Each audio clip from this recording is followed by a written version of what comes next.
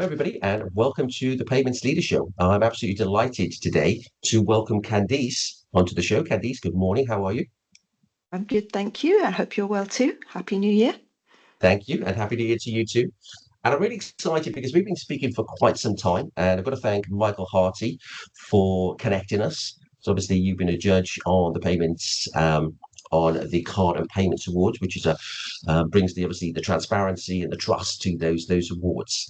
Now, on the Payments Leader Show, we're about seeking the opportunities that are embraced in the payments industry with the innovation that happens. But of course, lying behind all of this is the need for security, is the need for infrastructure stability. So, Candice, this is your world. So I'm really excited today for you to explore this with us, but particularly as well about your leadership style. So I'm wondering if we could start with your career journey and tell us what you currently do and a little bit about how you got to where you are today. Okay, so thank you for the overview. I'm Candice Pressinger. I work for US Bank Elavon Merchant Services Europe, and I'm responsible for all things payment security, fraud, and optimization for our merchant customers. So we're a business to business function, and obviously, security and fraud trust is integral to everything we do. And it's something that really appeals to me as a person. And actually, it's shaped my career quite extensively from the get-go.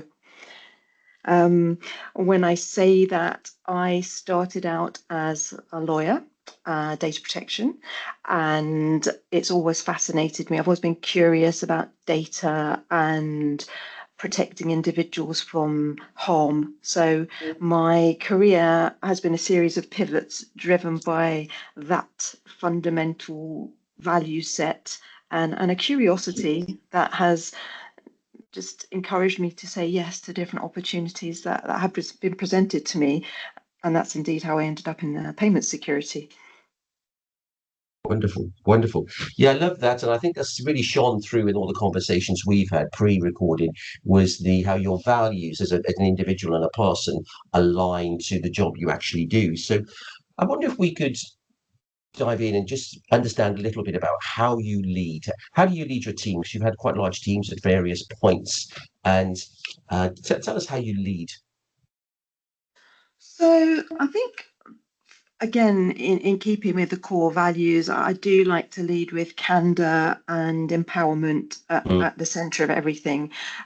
Once you move beyond managing individual tasks and projects, and you do have large teams, you realize that you have to embrace core skills and really allow those with gifts differing to come to the fore. And I like to give members of my team psychological safety to innovate, and sometimes things go wrong, but then to work out how we can actually collectively, do things better together, giving accountability. So I think trust and all the values that I hold dear to me, I like to embody, if you like, in my leadership style with my team. mm. I'm very collaborative, cross-functional, driven in the things I do. I'm 100% dependent on others being expert and advising me and embracing and us shaping things that we Yeah, do together to lead to collective success. excellent, excellent. So tell me more about psychological safety, because there is a view that psychologically safe is a nice to have. What Mm. are the commercial benefits of actually getting tasks done by creating a team that feels psychologically safe? I'm assuming there's stretch assignments they're going to have, they're going to be challenged. But Mm. tell me about psychological safety more. So for me, creating an environment where people feel they have a voice can challenge me, and actually we can change the direction based on competent and scientific perspectives is really important.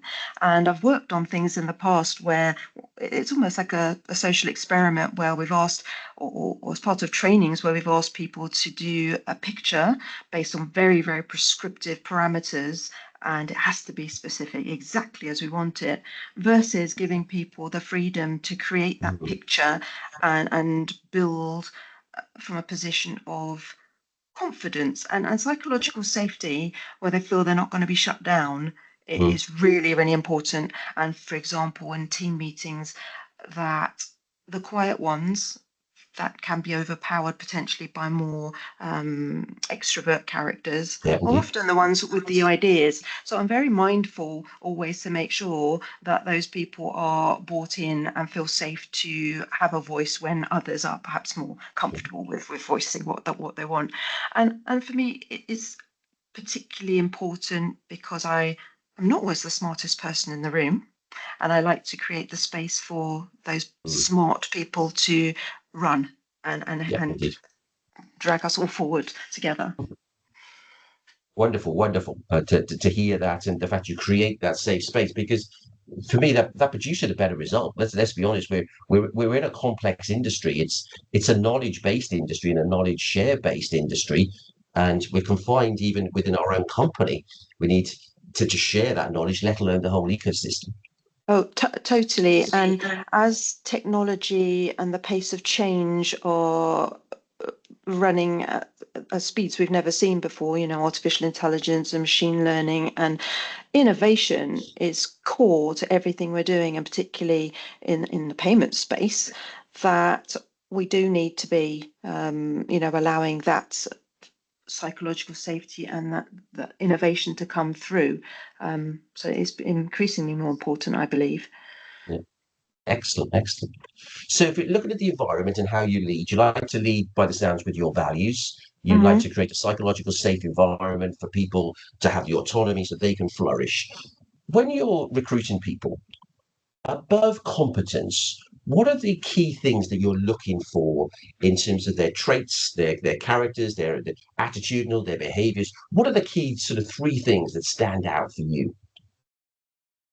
Yes. So competency is core, but there are a number of other things that I would always be looking for when I add members to my team. So one of them would be that curiosity that I mentioned, that desire to extrapolate and Okay. innovate and come up with the next big thing. Accountability. Mhm. So people that want to lead, want to own, and are comfortable with making mistakes and bouncing backs and trying something new, but they own and stand behind what they're thinking, and if they can justify or explain to me in logical ways, I will always allow that process to happen. And I think adaptability, again, it comes back to things are always changing, the environment's changing, the technology's changing, and one of the key areas I look at, fraud. And that's always changing. So we have to be able to, again, pivot and review and have a bit of a sort of medium term, or actually things are pretty much short term horizon and ability to constantly evolve. So those three things would be fundamental. Particularly sort of being hungry. I mean, there's lots of things really, just that hunger, resilience, and I think that the curiosity at the core for me. Okay. So obviously we share a passion for curiosity, and for me, curiosity is the opposite of judgment. And but tell me why curiosity is so much at the core of that for you. So I my career has not been a straight line, and curiosity has been the thing that has driven the many amazing opportunities that I have ended up with.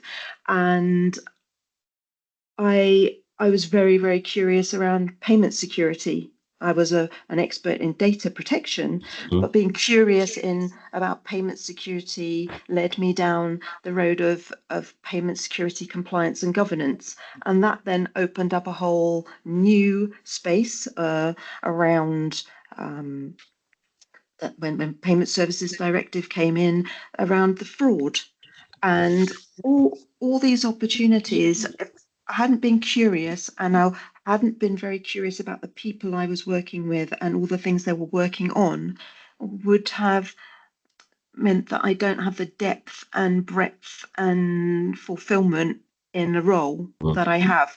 I love to read. I think being curious about what you're doing, new concepts, how they can play into creating Mm. better solutions for our customers, and in general for us as an organization. Curiosity is at the core because nothing stays the same, and interest and inspiring others through your interest and Yeah. curiosity is fundamental to team motivation and success in my experience. That brings us really nicely to balancing the role that you have across innovation in a rapidly changing landscape. Payments has become a headline, sometimes for the right reasons, sometimes for the wrong reasons. In terms of we know the flows and that happen, but also fraud and the bad players out there. How do you balance across balancing security with innovation at rapid pace? How do you keep that balance afloat? Now, it's a really, really interesting concept. And again, my curiosity and my in-depth understanding brings me to the conclusion, and it's not something that's well understood actually, that security and innovation are not opposites. They are actually complementary, and security used effectively is a growth lever. Okay. So the innovation, the technology advancements that we have are helping our merchants to stay safe and drive revenue growth and optimize outcomes. So reducing risk, reducing cost, reducing friction, and everybody is better off. So security drives innovation if it's implemented effectively. And it shouldn't be seen as a compliance burden and overhead, but as I say, more sort of growth lever. Um, and the things we work on here to help our merchants in the face of our fraudsters innovating. So let's be clear, we we use AI for all sorts of fantastic things internally in the organization to reduce, to increase efficiencies, reduce costs, and better outcomes. But the fraudsters are Yeah. really going to town on it. They're organized businesses, and our innovation is helping to tackle and deal with their innovation. So security is the core of success, and they Brilliant. both drive each other. Wonderful, wonderful. That's not just such a great reframe. And again, I've really learned something already, and you know, conversations are good, but that's a great way of looking at that, as to say, because it's always often seen as the opposites of each other. So this is obviously just the end of part one. And I Mhm. just wonder if I could just summarize a little bit about what I've heard so far. Is that okay? Yes, that's fine. So I think it seems to me with your career and your value is built on curiosity. You've taken many different turns and different pivots in your career. You've embraced opportunities, but I think it's down to the being open, being curious, and that's how you first got into payments, and how you first got into security, and also very much values driven. The fact that you're very much about making sure that business is conducted in the right way, people are safe and secure, and that's you as a human being as well as the role you actually take. When Mm. you lead, you're looking to lead and create an environment where people are psychologically safe, so they're not going to be shut down for their ideas. You're trying to nurture an environment where the best ideas can come out collectively because we can achieve more. And actually, some of those quieter voices sometimes actually do have the better ideas, and actually we can lift. So all boats can rise in many ways. And then Mm. when looking for skills, obviously competence is core and mattered, but you highlighted curiosity as something that was key for you when hiring, as well as naturally an ownership and taking an accountability, as well as then adaptability and adapting to change. And naturally being resilient in the face of adversity to take things forward. And I love the reframe as well, the fact that innovation and security can actually go hand in hand. They are not worlds apart. No, 100%, and that's a key thing for me to impart to our merchants, and what really motivates me to do what I do, because I think it's very important to dispel the myth that they are one is actually not driving the other.